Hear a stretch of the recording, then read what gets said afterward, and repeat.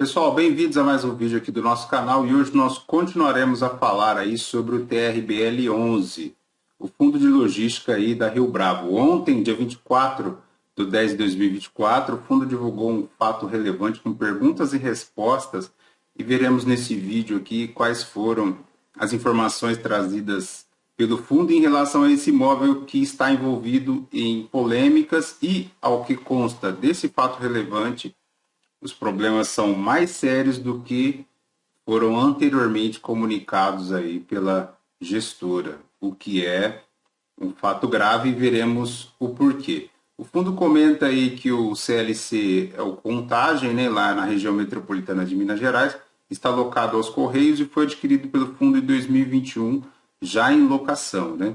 Tem uma área total de 174 mil metros quadrados, considerável tamanho, né? Com um contrato de locação atípico Build Suite com vencimento em 2034. Aqui vai o primeiro ponto. A maior parte da área construída está sobre um maciço de rocha e onde está localizada aí a grande parte da nave logística. Porém, entretanto, o restante fica sobre um aterro que passou por um processo de terraplanagem. O imóvel tem estrutura principal onde funciona o CDC e as edificações de suporte em anexo. Tá. O imóvel, segundo ponto, o imóvel está totalmente regular com a VCP renovada em 23 de setembro de 2024 por mais 5 anos. Tá. Ao que parece, não teria condições de ter o AVCB renovado, o imóvel. Segundo ponto, que também é um problema a ser considerado, tá? Não sou técnico, não sou engenheiro, não sou especialista na área, mas fazendo aqui uma conjectura, né, de todos os trâmites burocráticos de aprovação de documentos, né, das licenças de operação e de instalação de qualquer estabelecimento desse porte, a princípio não teria condições de ter renovado aí esse AVCB pelos bombeiros, né? Então, primeiro problema, parte dele está sobre um aterro, né, de terraplanagem, né? Um aterro sanitário que sofreu terraplanagem. O segundo, o AVCB foi regular, né? Foi renovado, mas não tinha aparentemente condições para tanto. O gestor comenta aqui que foi identificado um afundamento de parte do aterro do imóvel de Contagem com surgimento de trincas e aberturas e juntas de dilatação na parte administrativa do CD, ou seja, naquela parte dos prédios anexos que ficam sobre o aterro sanitário, né? Reforçamos, no entanto, que isso não afetou a estrutura principal do galpão e não há risco de colapso. Em 10 de outubro de 2024, os Correios optaram pela paralisação total de sua operação. O laudo, aqui ó, voltando ao terceiro problema, né? O fundo comenta que não recebeu nenhuma posição num fato anterior, né? Ele comenta que não recebeu nenhuma posição dos Correios, mas aqui ele comenta que em 10 de outubro de 2024, os Correios optaram pela paralisação total do fundo, né? Terceiro problema aí, a terceira falha aí que nós podemos identificar nesse imbróglio de informações todas, né? O laudo da Defesa Civil, determinando a interdição temporária parcial, foi emitido no dia 16/10/2024, né, que foi quando o fundo divulgou o fato relevante anterior, conforme vemos no vídeo anterior aqui do canal. A área total interditada representa aproximadamente 6% da área bruta e não impede a utilização do restante do centro logístico pelo locatário. Essa informação já havia sido repassada pelo fundo, né? Bom, vamos ao pente concreto aqui de ações tomadas pela gestora. Assim que a gestão tomou conhecimento do ocorrido, os times se juntaram com a engenharia técnica e foram mobilizados para acompanhamento no local.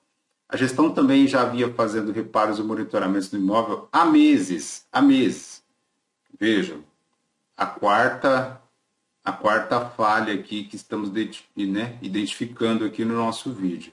Quer dizer, a gestora já tinha essa informação há meses ela não divulgou isso em qualquer fato relevante, e o caso só veio à tona após a pressão, né, a comunicação dos Correios, a mobilização do sindicato lá dos Correios do Estado de Minas Gerais, que comunicou a impossibilidade de trabalho, de insalubridade, de habitabilidade das instalações, né? Somente assim o fundo tomou atitudes tanto para com o inquilino e após pressão dos cotistas em relação aos cotistas que publicou, né? Porque se não tivesse ocorrido aí essa pressão, aparentemente nada disso teria acontecido, o que é grave. E pelo relatório aqui, pelo fato relevante informado pelo fundo, eles já tinham ciências dessa situação há meses, né? Trabalhando aí com projetos de correção e manutenção junto à prefeitura de Contagem.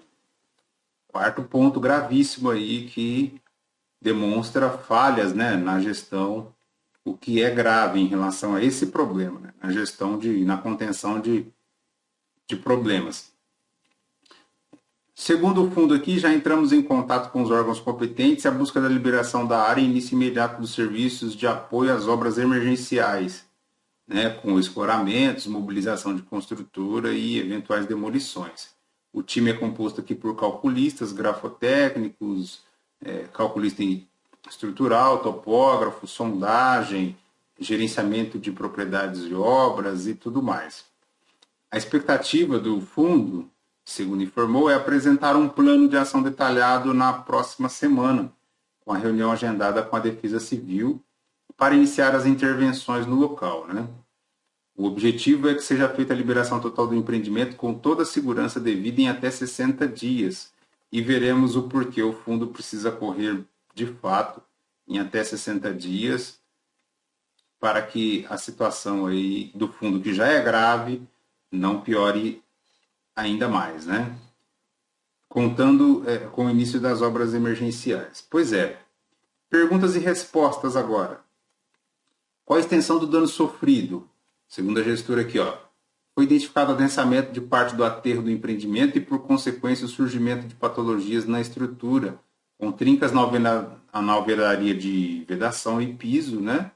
E abertura das juntas de dilatação. O bloco operacional e anexo 5, que é a área técnica, correspondentes a 1% da área locável, a área interditada pela Defesa Civil considera uma margem de segurança e, por isso, é 6% do imóvel. Então, basicamente, a área que apresenta problemas corresponde a 1% do total do imóvel, né? Só que, por margem de segurança, a Defesa Civil aí aponta que essa área se refere a 6% do imóvel, né? Segundo o fundo aqui, que tudo isso não tem impacto direto na operação logística do inquilino. Pois é, como falamos aí no começo do vídeo, o galpão principal continua intacto e tudo tranquilo. Agora, a parte operacional, né, a parte de suporte, que é onde a grande parte dos trabalhadores ali estão, onde tem uma movimentação muito grande de pessoas, né, essa parte dos prédios anexos é a parte afetada. O que fala o laudo da Defesa Civil? Segundo a gestora aqui, ó, a conclusão do laudo é a seguinte: fica interditado o bloco até 2 linhas de pilares em direção ao galpão anexo 5, sendo o restante do complexo submetido a monitoramento contínuo. Esse monitoramento contínuo, pessoal, já havia sido indicado pelos relatórios, né? É bem provável que aqueles relatórios que foram divulgados anteriormente pelo pessoal aí que buscou de formas informais, né, de fontes informais, eles já demonstraram aqui que esse monitoramento já havia sido indicado por engenheiros anteriores que vêm realizando acompanhamento da obra aí há pelo menos 1 ano e mesmo assim a gestora não comunicou aí que estava ocorrendo esses monitoramentos no imóvel, né? Não comunicou aí com fatos relevantes ao cotista.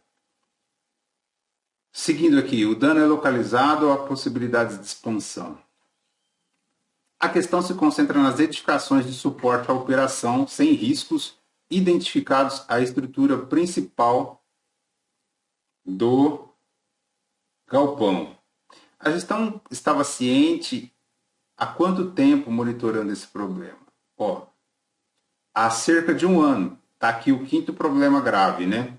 Com medições topográficas e verificações visuais da estrutura, onde a todo tempo foi confirmada a estabilidade do imóvel. Quer dizer, pessoal, ó, vejam, nossa quinta observação aqui, a gestão tinha ciência do problema há aproximadamente um ano, né? Ela recebeu da engenharia recomendações aqui de monitoramento há cerca de um ano e não divulgou sequer absolutamente nada ao mercado. Não informou que o imóvel estava com problemas aparentemente estruturais e que esses problemas demandariam aí correção e tudo mais. Quer dizer, o cotista ficou 100% a descoberto de informações e, se não é, repito, o sindicato dos trabalhadores e o cotista, o fundo ficaria silente, né? A gestora continuaria silente. Isso é um fato a ser considerado, né?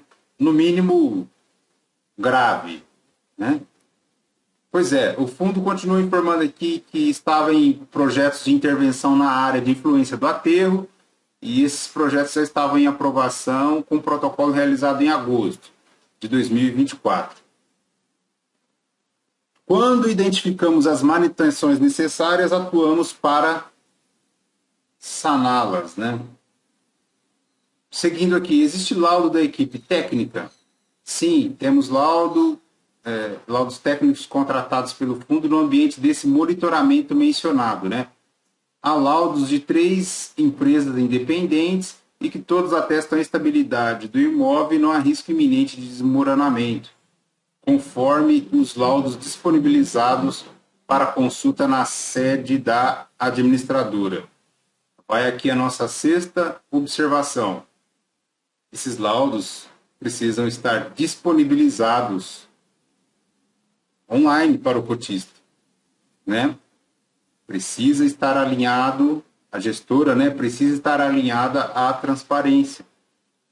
Não dá, né, em pleno 2024, para continuar com escrutínios secretos em relação a uma gestão que é privada e que tem seus ativos negociados, né, na B3, na Bolsa de Valores. Não são informações sensíveis, são informações técnicas, né? Se de repente o fundo tiver informações sensíveis, ele tem como divulgar informações públicas sem afetar essas informações sensíveis, e isso não foi o que ocorreu. E agora, o fundo continua exigindo que quem queira ver essas informações, esses 3 laudos independentes, precisam ir até a sede da administradora, onde os laudos estão disponibilizados, né? Quer dizer, qual é o problema se divulgar online? Eu não vejo nenhum problema, até porque isso denota transparência. Agora, retê-los na sede, quantos cotistas têm condições de ir lá presencialmente verificar essa informação? E por que essa informação, mais grave ainda, né, não é divulgada? Nossa sexta observação aqui que o fato é um pouco mais grave do que a gestora já havia divulgado, inclusive com falta de transparência. Continuando aqui, ó, com o início do monitoramento do imóvel, contratado pelo fundo, né, o serviço de monitoramento, a primeira conclusão indicava, em resumo, primeiro, que as edificações apresentavam bons parâmetros urbanísticos e condições de uso regular. Segundo, anomalias de acabamentos nas áreas externas e fachadas dos anexos. Terceiro, recomendações de intervenções imediatas no prédio de apoio administrativo e anexos do empreendimento. As recomendações do referido relatório datadas de maio de 2024 e o conteúdo na íntegra estão disponíveis nesses links. Esses 2 documentos aqui, pessoal, são aqueles, ó. Vamos puxar aqui. Isso, ó. São aquelas que foram disponibilizadas aí informalmente online, né? Que são os relatórios da engenharia, onde mostram aqui, ó, só melhorar aqui para vocês. Vamos lá. Onde mostram aqui a parte do imóvel em que há os problemas, em destaque aqui em vermelho, né? Com a parte do bebedouro, a parte provavelmente aqui da fachada do imóvel, né? Tá aqui, ó, as áreas internas e externas do edifício de apoio, a descrição, né, das áreas, das obras que foram realizadas, né, com monitoramento aqui, ó, em destaque na parte frontal aqui do prédio de apoio administrativo, né, tudo mais. Aqui, ó, as fotografias. Vejam, ó, aparentemente há aqui um afundamento do solo, né? Não sou técnico, mas as intervenções aqui, ó, demonstram que os problemas são consideráveis, né? Há trincas, diversos tipos de trincas na horizontal, na vertical, ó, vejam, olha aqui, ó. Isso demonstra que há afundamento, né, olha o tamanho dessa fissura, pessoal. Isso também afetando aí o drywall, né, o teto, quer dizer que a estrutura está se movendo, né? Aqui, ó, as fotografias, área interna, área externa, as obras. Considerável, né, pessoal? Considerável por se tratar aí de um imóvel recente, né? Tá aqui obras de escoramento e tudo mais, mas aparentemente isso é apenas o exterior, né? O exterior. A raiz do problema aparentemente está bem mais profunda do que imaginamos. E ao que parece, essas obras aqui não são suficientes para resolver de uma vez por todas os problemas, né? Olha aqui, ó. Isso, a divulgação das fotos das obras.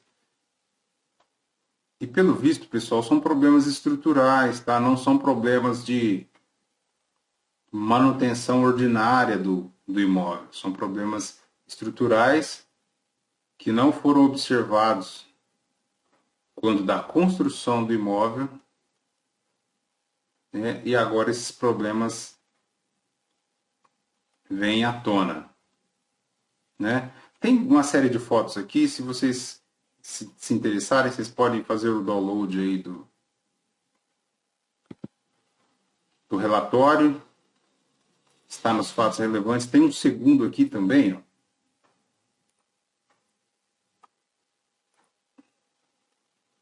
Isso, veremos aqui, ó.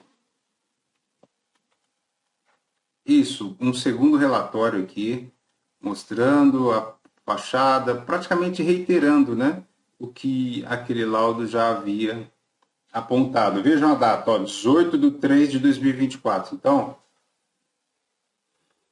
no mínimo, pelo tamanho aqui pelos indícios aqui do afundamento, há no mínimo um ano desse problema acontecendo, né? Tá aqui o desprendimento das esquadrias, o que foi apresentado aqui pela engenharia. Olha aqui, ó, vejam, pessoal, as rachaduras, né? O prédio parece que está parte dele tombando, né? Imaginem só se numa situação dessas ocorre algum desprendimento de um bloco desses, que é bem provável que seja um bloco estrutural, né? Ou uma viga dessas acaba se desprendendo, né, de alguma forma. É uma situação grave, né, pessoal? Não dá para deixar imóvel assim, né? Tá aqui as docas de operação e tudo mais. Foi verificado, ó, danos severos em batentes de porta de cessar-fogo e de acesso ao galpão em anexo da região das docas pesadas. Olha aqui, ó, os danos na porta cessar-fogo, com fissuras aí, ó, aproximando aí os 3 centímetros, né? Olha só, pessoal, o deslocamento aqui do bloco. Trincas, né? Rachas, diversas rachaduras. Pois é, situação complexa que vai demandar uma intervenção considerável aqui de reparo, né? Olha só, quase 6 centímetros aqui de rachadura. Grande, né? Considerável. A estrutura aqui de combate ao incêndio, ó, mostra aqui que a viga recebe suporte da tubulação de combate ao incêndio e apresenta aparente rotação, né? Ela está torcida. Está aqui a fachada exterior do prédio, né? Olha só as rachaduras, né? Isso indica movimentação de solo, né, pessoal? E problema considerável, precisa de uma intervenção considerável aqui por parte do fundo, né? Bom, voltamos lá ao documento principal. Aqui, ó, continuando CD contagem. Isso. O fundo continua aqui, ó. O fundo está responsabilizando legalmente pela situação, né? O fundo é responsável por fazer o diagnóstico adequado e identificar e entender o problema e dimensioná-lo para propor soluções, né? Anteriormente aqui, ó, ele ressalta, o locatário é contratualmente responsável pelas manutenções preventivas. O locatário não realizava as manutenções necessárias e o fundo foi obrigado a assumir algumas atividades em prol da habitabilidade e segurança do imóvel. Está aqui o nosso 7º ponto. Ao que parece, esses problemas não são relacionados a manutenções preventivas, mas são problemas estruturais. E, como regra, problemas estruturais são de responsabilidades do proprietário do imóvel, né? Não há que se delegar isso ao inquilino. O que é grave, ainda que os Correios não fizessem as manutenções preventivas, esses fatos não eram para estar ocorrendo, porque indicam problemas estruturais graves, graves, graves. E isso é de responsabilidade do fundo, né? O 8º problema, que ele está indicando aqui, o locatário não realizava as manutenções e o fundo foi obrigado a assumir algumas atividades.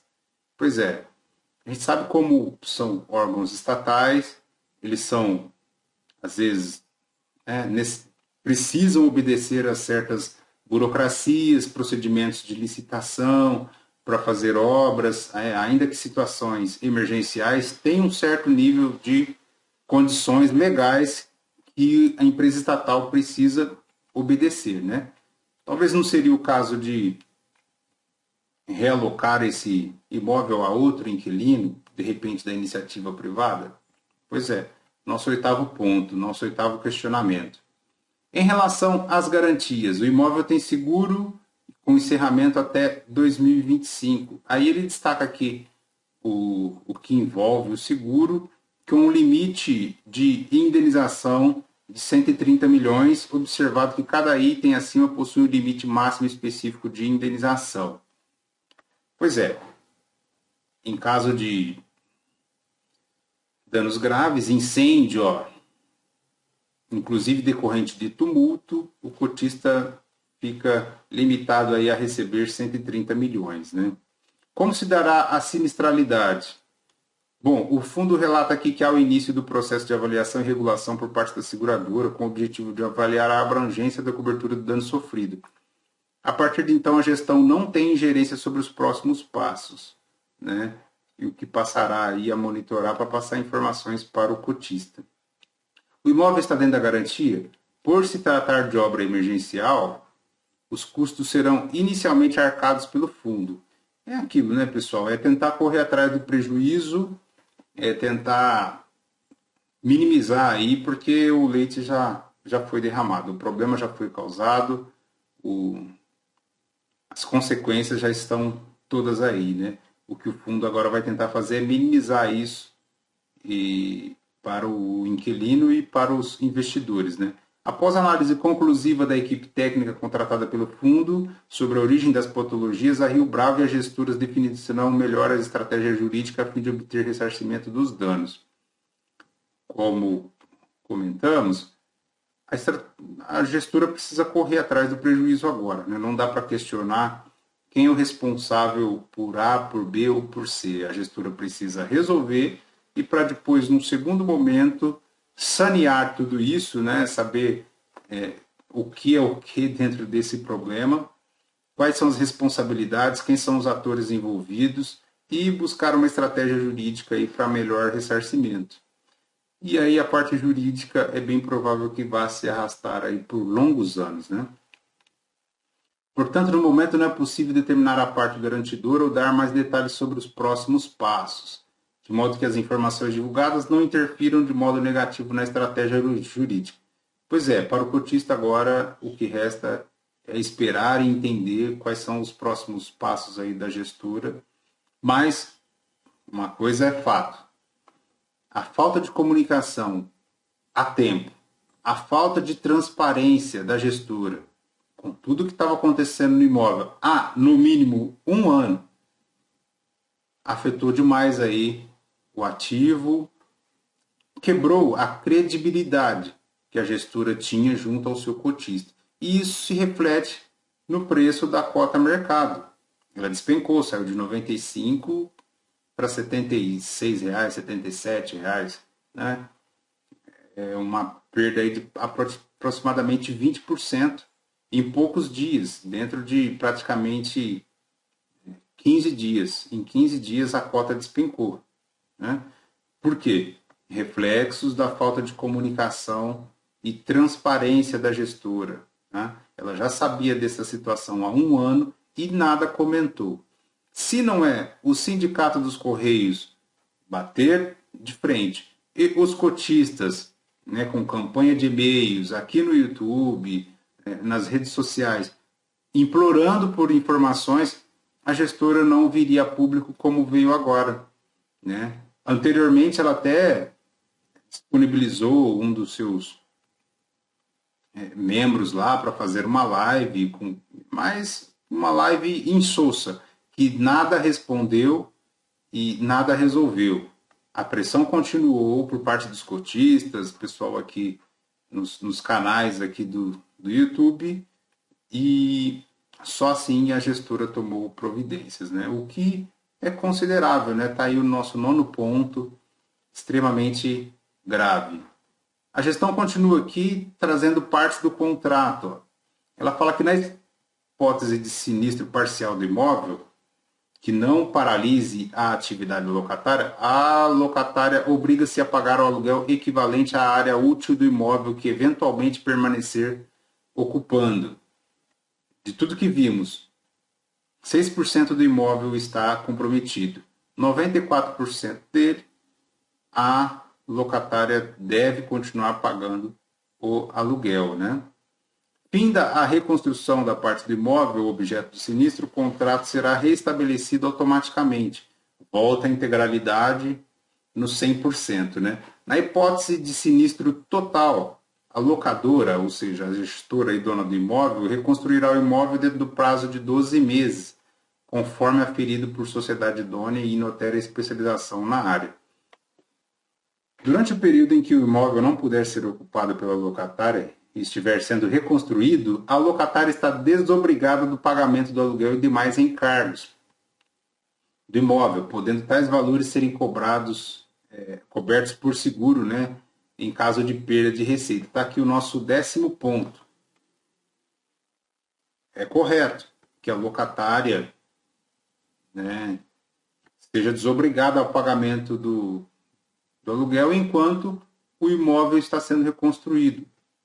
Ok, tudo bem. Mas fica o nosso 10º alerta aqui, que isso afetará nas receitas, né? É bem provável que, pela gravidade do problema, as receitas de locação do imóvel irão sofrer perdas, né? E isso com certeza afetará aí os rendimentos distribuídos. Durante o período em que o imóvel não puder ser ocupado pela locatária e estiver sendo reconstruído, a locatária está desobrigada ao pagamento do aluguel, como falamos, e demais encargos do imóvel, podendo tais valores ser cobertos por seguro. Caso o prazo de reconstrução do imóvel seja superior a 6 meses, na hipótese de sinistro parcial, ou 12 meses no sinistro total, este contrato será considerado resolvido, ou seja, as partes são desobrigadas por completo a multas e tudo mais, né? Os correios saem do imóvel, né? Se passados 6 meses, como falamos aqui anteriormente, o fundo quer correr aí para resolver a situação. Se em 6 meses ele não resolver, não há mais multa, porque o sinistro aqui ele é parcial. Agora, sendo um sinistro total, o contrato será resolvido em 12 meses. Né? É bem provável que irão criar um imbróglio jurídico aí, né? Aquela discussão. Porque os Correios já não mais ocupam não opera, perdão, o imóvel. E aí ele ficará nessa situação, ó, não estou operando mais o imóvel. Qual é o prazo que se conta? 6 meses ou 12 meses? Né? Quando será declarada a sinistralidade, né, parcial? Qual é o termo inicial do sinistro? Qual o termo final? É bem provável que aqui também haverá um imbróglio jurídico. Né? Em relação ao inquilino e ao contrato, haverá suspensão do contrato ou não pagamento do aluguel por parte do Correios? Ó, por hora, não recebemos qualquer posicionamento do locatário nesse sentido. Está aqui a nossa 11ª observação. Portanto, existe a possibilidade de o inquilino não pagar parcialmente o aluguel, para o caso de interdição parcial, ou não pagar integralmente para o caso de interdição total. Está aqui um outro ponto, como ressaltamos anteriormente, que também poderá haver imbróglio jurídico, uma discussão jurídica longa, né? De qual é o termo inicial aí da sinistralidade, a partir de quando o imóvel foi considerado em situação de sinistro. Né? Aqui ele repete as cláusulas que já lemos anteriormente. Quais as garantias do contrato de locação?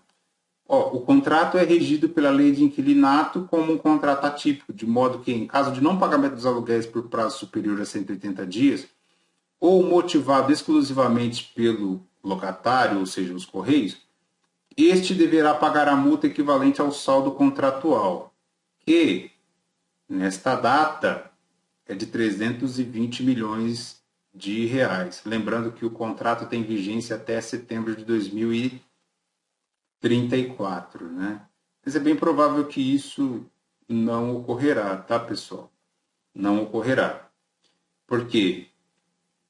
Os Correios, para ele se mobilizar, né, é um pouco difícil, né, deles. É um imóvel importante para os Correios lá em Minas Gerais.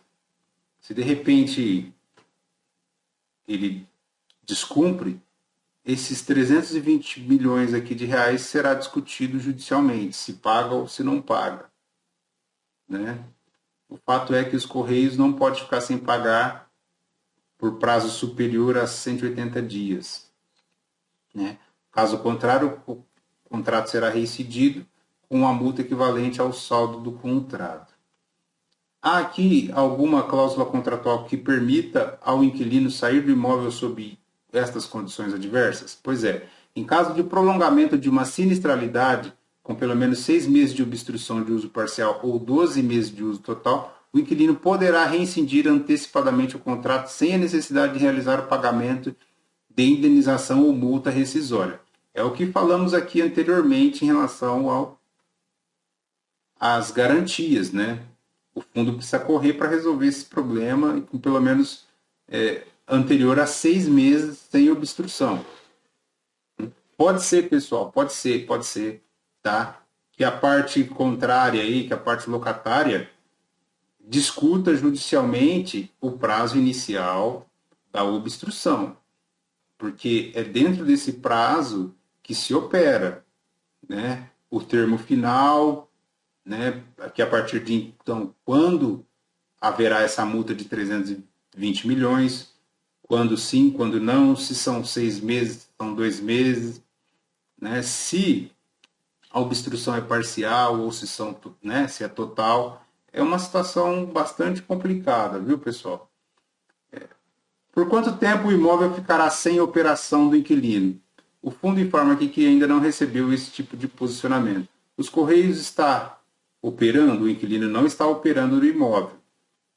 Reparo, quanto tempo a gestão levará para realizar as obras? Ainda não estão pendentes de confirmações itens de ordens de engenharia e comunicação do início, sendo que uma estimativa preliminar serão necessários cerca de pelo menos 60 dias de execução de obras.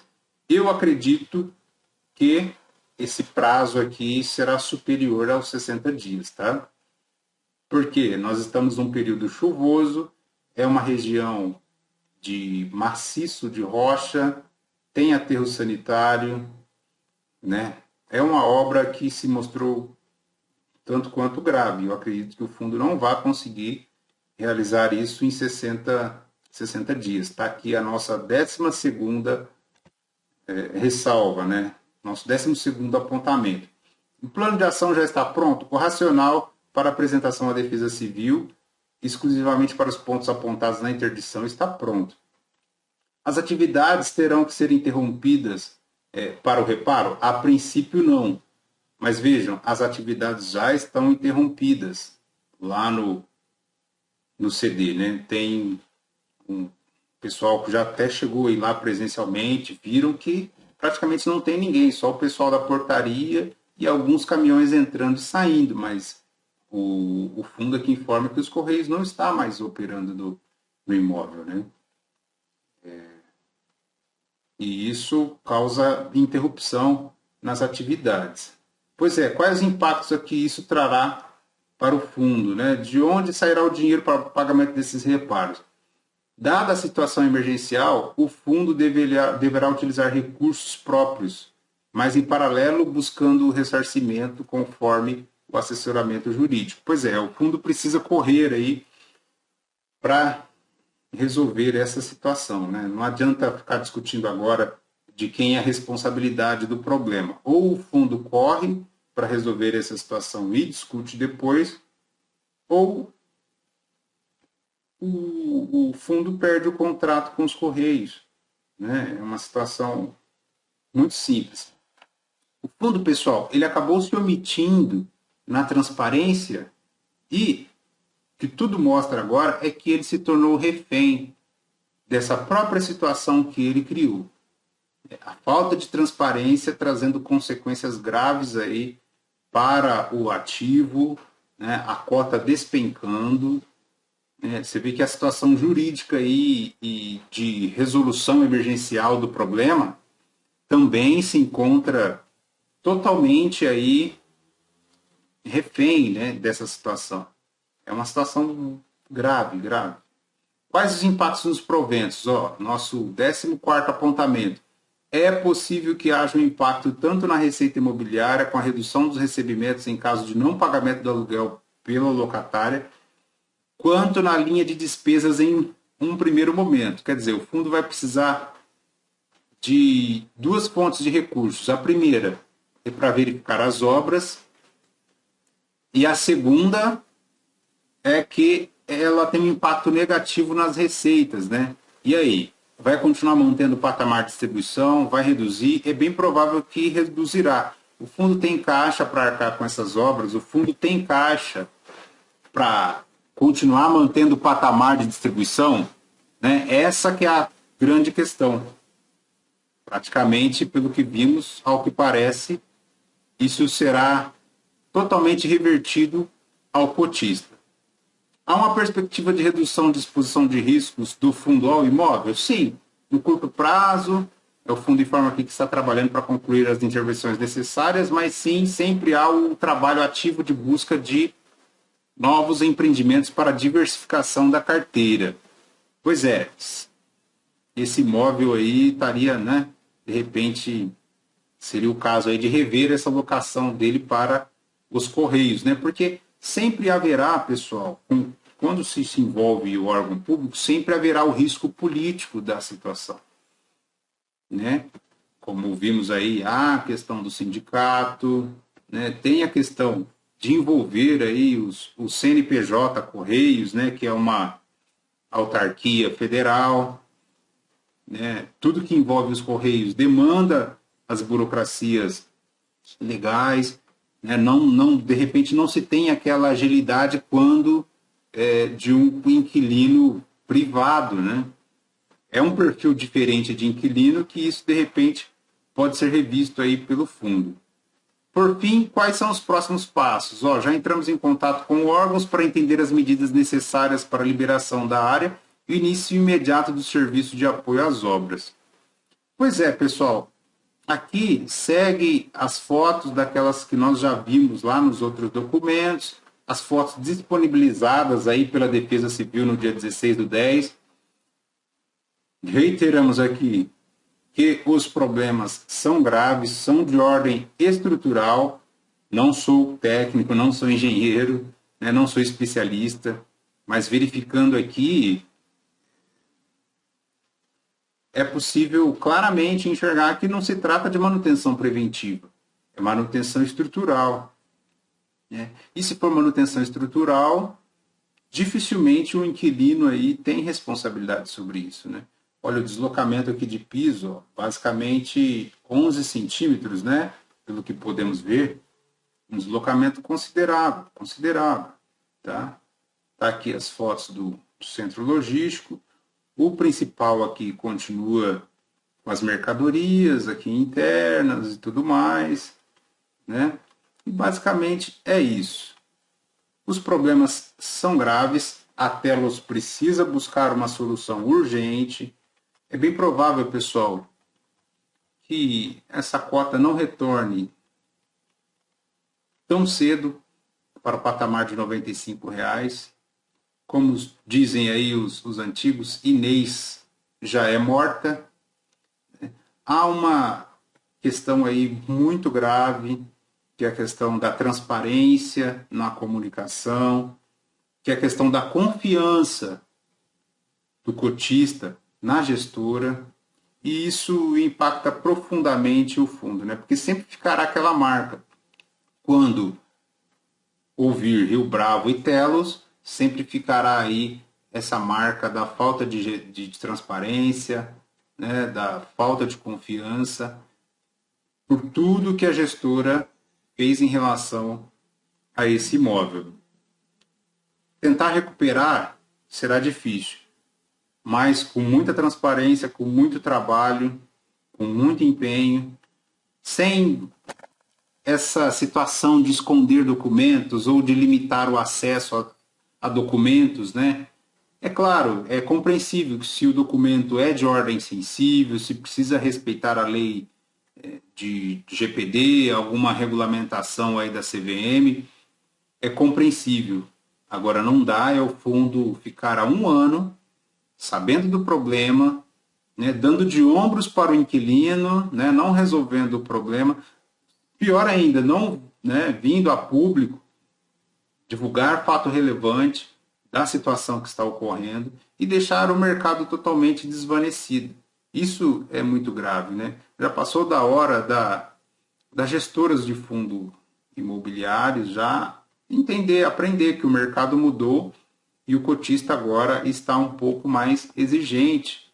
É preciso transparência, é preciso sinceridade nos negócios, é preciso, além disso, mais do que dinheiro, é preciso confiança. Sem confiança, os negócios não ocorrem. E parece que a gestora ainda não entendeu isso. A Telos Rio Bravo não é uma gestora madura, está aí há anos no mercado e não era para estar sofrendo com esse tipo de situação, né? O cotista desvanecido, sem informações, né? Com informações aí ocultas, né? Sem divulgá-las ao mercado, por situações injustificadas, né? Tratando o inquilino como está, né? Tratando.